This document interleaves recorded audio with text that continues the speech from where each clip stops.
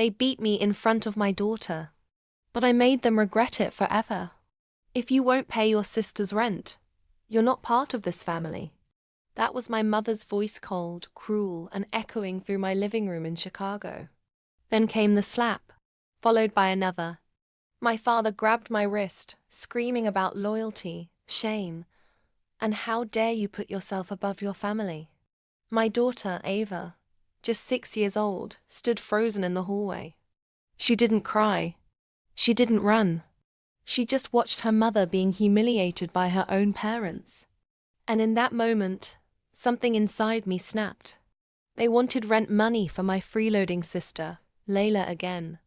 I'd already paid her car note, her tuition, which she dropped out of, and even her Bali vacation. But when I finally said no, they turned violent. They thought I'd take it. They thought I'd crawl back. Instead, I made a plan. 1 month later, I invited them all to a fancy downtown steakhouse. My treat. Oh, she's finally come to her senses, I heard my mum whisper to my dad. Layla arrived late in a fur coat I paid for last Christmas. When they sat down, champagne already waiting, I handed each of them a black folder. "What's this?" my father asked, flipping it open. His face drained. Inside was a full financial report.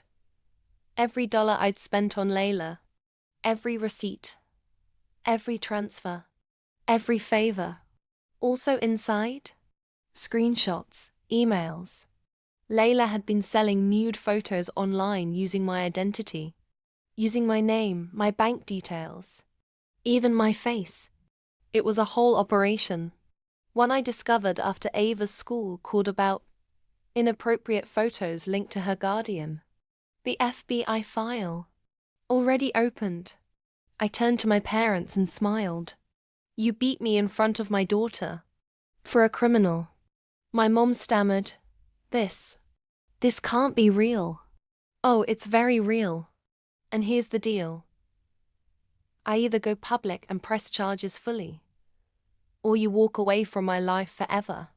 No calls, no visits, no lies to Ava about why Grandma and Grandpa are busy. You disappear." They tried to laugh it off, until I showed them the final page. An email from my lawyer. The lawsuit. The restraining order.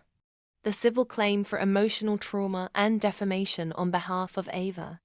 They didn't see the cameras I'd hidden at the table. They didn't know the footage was live streamed to my attorney.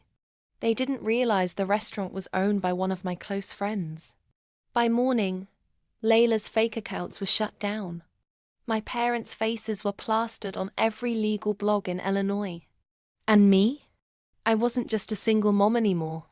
I was the woman who stood up, turned pain into power, and protected her daughter warrior precision.